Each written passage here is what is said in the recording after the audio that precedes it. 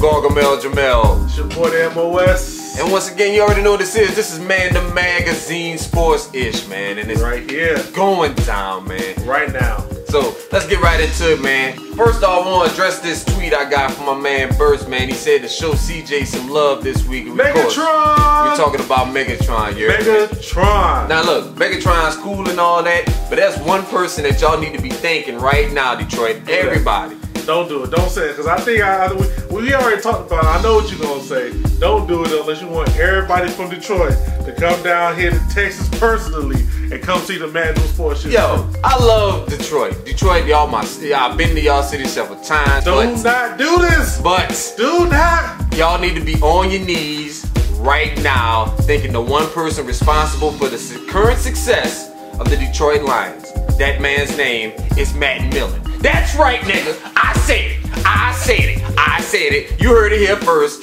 Young Melz, y'all need to be thanking Matt Millen. Why, you ask? Because Matt Millen is the man responsible for drafting Calvin Johnson. Well, he drafted like 17 first draft pick. They ain't got nothing to do with that, son.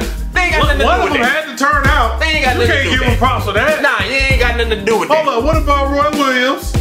Yo, Roy Williams was a star. For who? Dallas. Okay, what was this other dude? Remember the other cat? Nah, I don't remember all them cats. Yeah, it was too many. He drafted like 17 wide receivers. But yeah, every year they just kept drafting them. But you see what happened, right? All you gotta do now, look, your quarterback is a first down slide away from having season-ending knee surgery. So you can't put it on him. But all you gotta do, basically, which has been the Detroit's game plan over the last 4 games, is toss that bitch up in the air. Man, this weekend he had 2 phenomenal touchdown passes that helped them come back. Detroit looks like they for real. Calvin Johnson, Megatron, hey. Matt Millen, son. Matt Millen. You have been vindicated, sir. You have been vindicated by young Gargamel, son. I am vindicating you. I am absolving you of the sins in the past of all the things you've done to the Detroit Lions franchise. What about the vindication? The vindication of Tony Romo, man. What happened? I mean, he was the worst player ever. He was the best player ever. Oh my God. Now he's the worst player ever again. It's 4 games into the season. Yeah. What's going on? Yo, I can tell you what's going on. Dallas, y'all need to start looking at Jerry Jones. Look at Jerry Jones and try to get him to give up those GM responsibilities, son. Are you saying that the one and only Jerry Jones needs to fire himself? Yes, he needs to fire himself from the general manager position. Why? Because his job as the owner is to only do what? Sign people, sign checks, and put asses in seats. And he's been great at the putting asses in seats part. I mean, damn. They do like writing checks too. I mean, damn, dog. Y'all got a fucking World Trade Center size TV in y'all shit, dog. It's ridiculous, man. That shit ain't cheap. That shit ain't cheap. DirecTV for that shit probably like $30,000 a month. For real. I want to watch the Red Zone channel on that something. Word up. You can tell that he wants to have the Cowboys be that America's team. Right. He wants to have them be, always talked about. So he makes these crazy moves. Right. And he keeps himself involved. Mm-hmm. But like, look at the Mavericks. Mm-hmm. Wasn't that Mark Cuban? Mark Cuban. That was his MO. Mm-hmm. He was always the man doing the sound bites, doing the interviews. He was always on the sidelines, right next to yelling at the referees, and they would always be good. And what would happen? Nothing. He finally backs off. He chills. He relaxes. He's in the press box. He's in a couple rows back.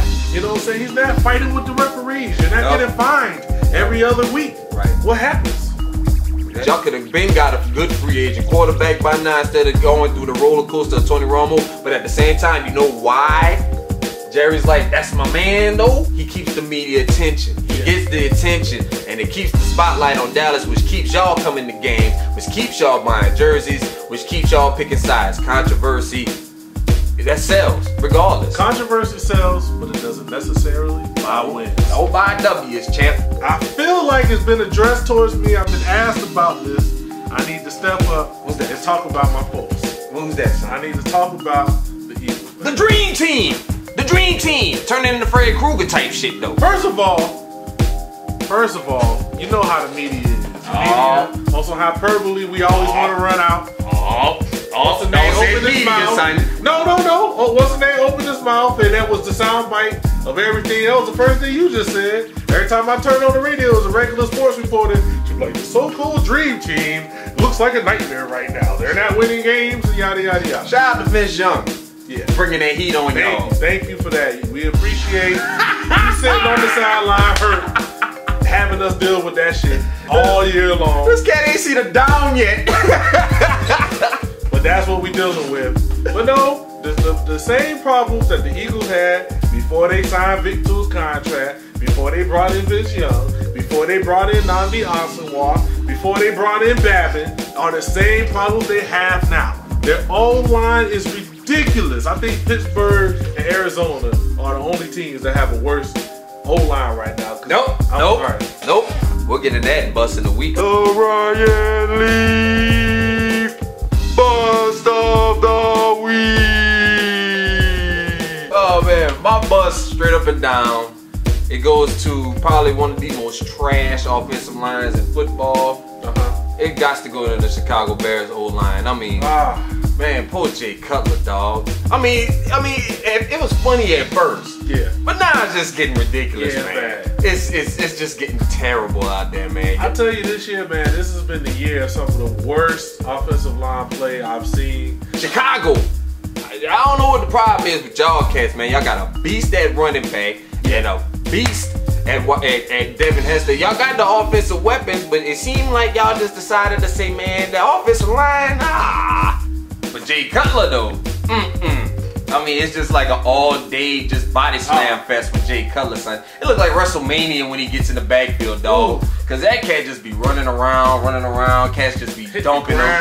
And then he'd get up and complain, and everybody be like, oh, my bad. And then just next down, same thing. Face planted in the ground and shit, getting hit with the tombstone and all kind of WWE moves in the backfield. It's bad business, man. I gotta talk about my bust of the week. This is gonna be the first time Sports-ish diverts away from football for a tiny bit. Tiny second. Just a tiny second. I ain't gonna take too much time. Okay. But my official bust of the week is the NBA, its players, and its owners. All of them. In this whole lockout.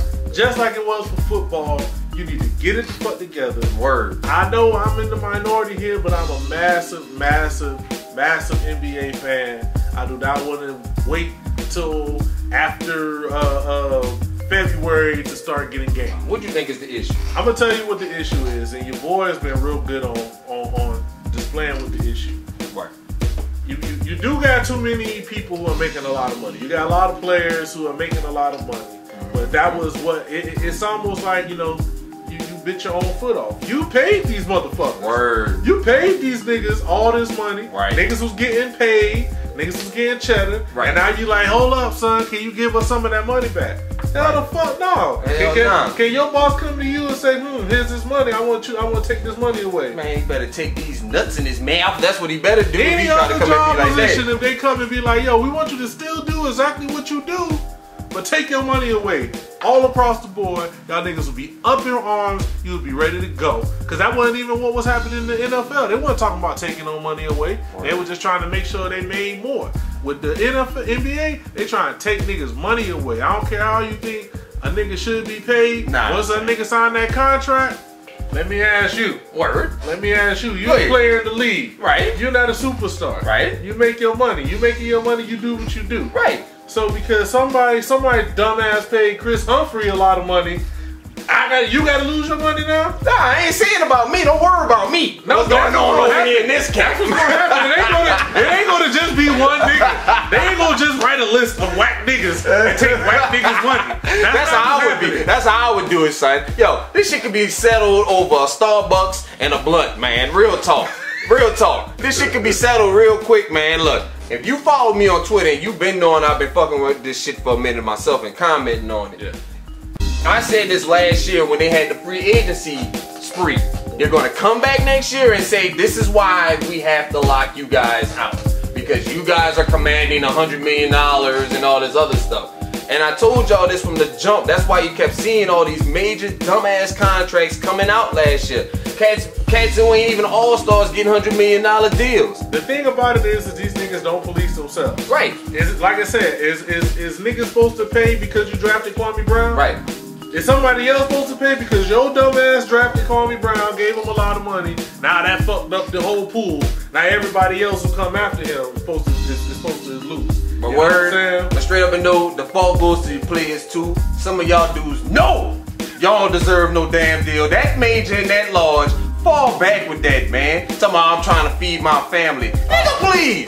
Don't, any NFL, any professional athlete, please, one thing that you do not need to do not talk about the family feeding, do not talk about surviving, do not try to appeal to the everyman, because like you struggling. Sorry, we're not gonna feel you.